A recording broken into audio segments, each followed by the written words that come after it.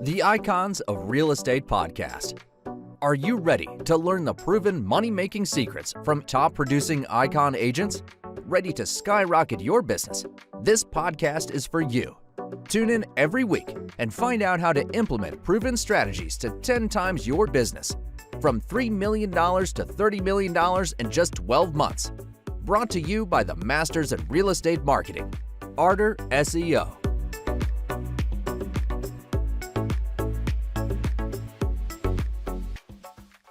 Welcome to the Icons of Real Estate. I'm Tim Calloway. We have a very special guest for you today from Halifax, Nova Scotia, Richard Payne with EXP. How are you, Richard?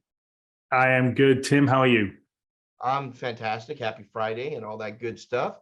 Yeah, it's Friday, so it's always good. Yeah, it's always good. And I got to ask you, I can't let you off the hook, so I'll ask you the same question I ask everybody, and we'll go from there. Were you the young man of 5, 6 years old tugging on your parents' pant leg, asking, "Hey, I'll be a realtor one day. How do I do that?" Or you like the rest of it, where you kind of fell back into it? Yeah. So for me, it's a really different story about real estate because my accent is absolutely not Canadian. Like, this is not how Canadians talk. Right. So there's a story there, and that's just about how we were basically living in the UK. We had 2 kids, and we were like, do you know what? It's time for a little bit of a change. It's time for an adventure. And we looked at where we could go to, and you're having the conversations with your wife, and she's like, it's time to move. And I'm thinking, we're living in Cardiff in South Wales. Maybe we're going to move to Newport or Bridgend or places like this. And she's like, yeah. How do you fancy moving to Australia? And I'm like, what? Like, where did this come from? So that just opened up a big debate about, in this world, going back 15, 16 years ago, you can move anywhere. You can research places on the internet. It's not like 50 years ago where you're like, I don't know where we're going to go. Let's just go and move. So we did all research. US was out because it's just like, in terms of getting to the US, it was going to be impossible. And I've got a couple of uncles that are there, and both of them were like, you should actually look somewhere else, like, maybe go to Canada. Yeah. That's how that's how it started. So we looked at Canada. Took us about 3 years to actually get to Canada because it's that difficult to process going back 15 years ago. But once we got here, I was just like, well, just get a job. So I'm a chartered accountant, and that's what I did. Got another chartered accountant job, and life carried on. Hit 40, and I'm like, I'm not doing it. I've done this for 20 years. I am not doing this for another 20 years. Like, I am not a typical accountant. Same people, same things, day in, day out. And I'm like, I need to do something different. And we'd already started looking at income properties in Nova Scotia. So we owned 3 of them at the time. And I was like, somebody somewhere, when you meet that person and they're like, you should actually, if you're getting into this, you should become a realtor. Yeah. And I'm like, well, what do they do? How much money do they make? I've got a decent job here, earning pretty nice salary. If I'm going to ditch that, what's my opportunity? And they're like, the sky's the limit. And I'm like, oh, okay. So then I met with a few of the realtors, had that conversation, and they were like, no, you have that right personality. You'll do really well. So I'm like, okay, same thing with moving from the UK to Canada. What's the worst that can happen? It doesn't work after a year, and I just go back and be a chartered accountant again. There you go. Screw it. Let's do it. Yeah, that's fantastic. I love that story. Yeah, it's different. Yeah, it's definitely different because I think all of us, well, I'm 52. So I've had 2 of those moments in my life. Like, it's just time to go. I've been here 12 years. My kids are gone, or, off to college or whatever it may be. It's just time for you and I to go. And then, happened one other time before the kids went to school, and it worked out both times, fortunately. Yeah. And it is an adventure, right? We need a little adventure in our life, Yeah. Really for me, it was midlife crisis. Do you get the little red sports car, or do you change jobs? And I'm like, change jobs. I did that too. Okay. lasted about a year. It was a BMW convertible, all right. The 3 Series. And it lasted about a year, and my wife was like, okay, you've had your fun. But Yeah. I've been married 32 years, so I didn't ruin anything. That's the good part. Congratulations. That's Yeah, impressive. thank you. That's a great story. I love it. I love it, Richard. Yeah. So let's talk about today. Are Yeah. you a solopreneur? Are you on a team? Have you amassed a team? And if so, how do you manage and what does that team look like in the future? Yeah. So I did the typical, I can do it all myself for about 5 years. And, the first year of real estate for me was just a complete disaster and write-off. I've got no problems in telling everybody I earned 43,000 Canadian gross commission in year one of being a realtor.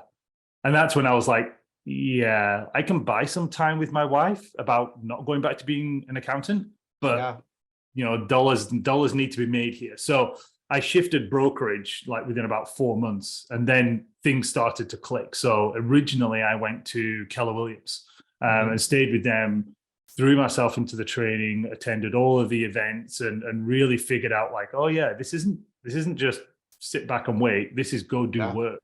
And you have to do it, because if you don't do it, $43,000 gross commission doesn't go far with a family of 5. So I switched it all. And then within about year 5, I was like, okay, we're doing well now. Like we're hitting those 200,000 gross commissions pretty steady. Right. I need help. I need assistant. So we got an assistant, hired it all completely wrong, in about 3 years, went through about 4 assistants until finally found the assistant I've had now for about 2 years. And everybody says it's like, yeah, you were way too quick to hire, and that was your problem. Like you were just like, oh yeah, you're good, you'll work, off you go. So now how it looks for the last 2.5 years is me, my full-time assistant. My wife is also in the marketing aspect. So almost everything you see from a branding point of view, blog posts, everything else in terms of ideas, social media, that's all Jane. And everybody who knows me says, yeah, that's your like little secret weapon, because she is really good at it. It's nice to have those in your arrow in your quiver, right? Yeah. Well, I meet people and they're like, how can I get a Jane? And I'm like, you can't. Okay. Sorry, she's mine. One of a kind. Exactly. And she's good. So we've got her as well. And then just about 6 months ago, we took on our first buyer's agent. So now we're starting to really put things on a real steroid ramp and actually go, okay, now we'll start building the team and we'll actually start growing that way. So we've been, again, you go through 4 assistants in less than 2 years, you figure out you should really take your time in hiring the right people. So that's what we did with Sarah. It was like, yeah, we've got to find the right fit that's going to work for our team, because we don't want to have people that just join the team and then within 6 months to a year, they're like, this is not what I wanted, I'm out. So I'm like, we'll take our time. We don't need to set the world on fire here, but we'll take our time, find the right people, and then we just keep ramping it up. Yeah. How does that vetting work? I mean, do you give them disc tests? Do you have a slew of things you go through and have them interview with multiple people? Yeah. So Jane's a good feel. She's a really good gut feel for like the right people. So there's always a conversation with Jane. Then we definitely put them through the disc profile. And then at the same time, I work with a coach out of Vancouver, a guy called Jason Samard, who is a pure genius at this. And we send everything to him. And then he also does a little bit of creeping on them and says whether he thinks they're the right fit for what we're trying to build. Because everything with a coach is like, here's the master plan. And then he's like, great. So this person you say they're going to fit, are you reacting to the need that you've got to help? For somebody to help you with this? Or is this a real person that like you're going to invest time, effort, and money in, and they're going to become part of your key to growth over the next 10 years? So he challenges me daily on a lot of the stuff I do, which is good because having a wife in the business, they can challenge you, but sometimes you don't want to listen to your wife. She'll be right, but you don't want to listen to that. Hey, Richard, did I mention that we're recording this? And so you said it, I didn't. Yeah, we'll deny everything. Right. I get it. So let's talk about that growth. You mentioned growth just now. So let's break out the vision board or put on the prognostication hats or crystal ball, whatever you deem fitting. But what does the next 1 and 3, and if you're bold enough, 5 years look like for you and your team? Yeah. So the short 1 year is basically embed Sarah into all of our systems and really ramp up the marketing. Our market is definitely changing in Halifax from the last 2 years that have been absolutely insane to being a lot more cautious, shall we say, because of the prices and the interest rates. So what we're finding is a lot of people are scaling back on their marketing because they now aren't making so much money that they don't care. So now they do care and they're pulling back. And we're like, great, whilst you all pull back, we'll go forwards. Right. So we want to bring another member onto the team this year. And then, of course, it's like the usual agent attraction into EXP. That's the other big thing. So that's the 1 year goal, is get another agent and really solidify the business plan, the business systems, so that when other agents join, it's literally a plug and play. Because, you know, I use Emma to do a lot of the training with them. I don't necessarily want to be involved in like, okay, here's how you write an offer. Here's how you use our systems. I'm like, that's Emma. So she's going to be heavily involved in all of that type of stuff. So it's get that grounded. And also, like, you know, really kind of look at the glass ceiling for year one and then say, right, now year 3 is to get another 2 more agents into the team, probably another virtual assistant who can work with Jane and Emma in terms of video marketing, design graphics, all of that kind of stuff. Because we do well with YouTube, but it's all my editing. And I'm like, I can't do that anymore. That's ridiculous. And then 5 to 10 is the big one of like 2 more agents. The agents are obviously not just going to be exclusive buyer agents. They're going to be listing agents as well. And it's the slowing down of Richard doing volume. So that's the like, get to 10 years. I'll be 61 then. So I'm only a year behind you. And then it's Richard doing some of the business, but choosing, you know, like I can get away with just doing one deal a year just because I want to do that deal. And it's interesting, but also then getting more into, okay, where are we as a family going to actually go? So what are we doing for retirement? You know, because the worst thing with realtors, and we talked about this yesterday at a EXP event, was realtors are the worst at actually retiring. Like they don't retire. They either just completely stop or they just fade away. And I'm like, nope, not doing that. I got way too much of a business exit head. Strategy. Always have an exit strategy. Yeah. You have value. Your team has value. There should always be an exit strategy, you know, for those organizations. So definitely, I like to see that you're thinking like that. So let's talk about, you mentioned your area in Halifax. Let's extol the greatness of Halifax and why people come there, why people move there. But more importantly, Richard, and I always say this is for every city. It sounds negative at first, but why don't people leave? Like, why do people stay in Halifax and don't move elsewhere? Give me the rundown. So the big thing we've had is the attraction has been from major provinces and cities across Canada. So it's Ontario, it's Alberta, it's BC. And to start off with, going back 3 years ago, it's because we were cheap compared to their cities. Like we were 380,000 Canadian average price point. Right now, we've gone up to about 525,000. So we've gone up quick in the last 2 years.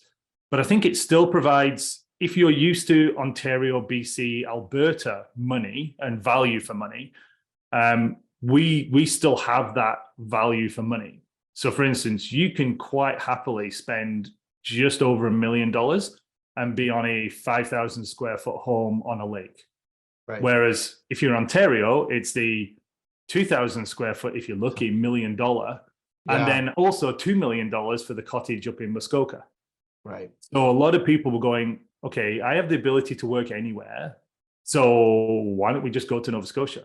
Because the big things in life are cheaper there. And we'll have a better quality of life overall because of that. Now, what keeps people here is what we call the East Coast lifestyle, which is, it's the friendliness. It's the, yes, we work damn hard when we're working, but when we're off, we are 100% off. We are, you know, we're playing, we're enjoying outside, we're enjoying ski hills, we're enjoying lakes, we're enjoying ocean, we're enjoying restaurant scene, which has gone crazy over the last couple of years down here.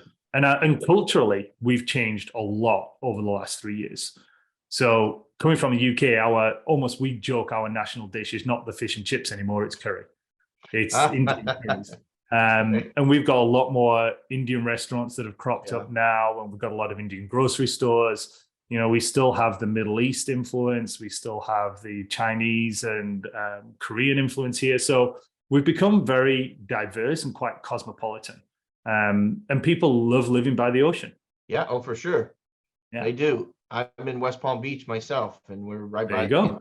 I'll tell you, my wife and I, we live on the intercoastal, so we're right here on the beach. But tomorrow we're going to the beach, and I'll tell you this is a true fact, and you probably have something similar. There are over, I didn't even know there were this many languages. There were over 80 languages spoken in West Palm Beach. Wow. And I'm like, and that probably includes mixed dialect. You know, I mean, if you take dialects from India where there are different dialects and Spanish and things like that. But it blows my mind when I sit down and I'll hear French to my left, Spanish to my right, German behind me.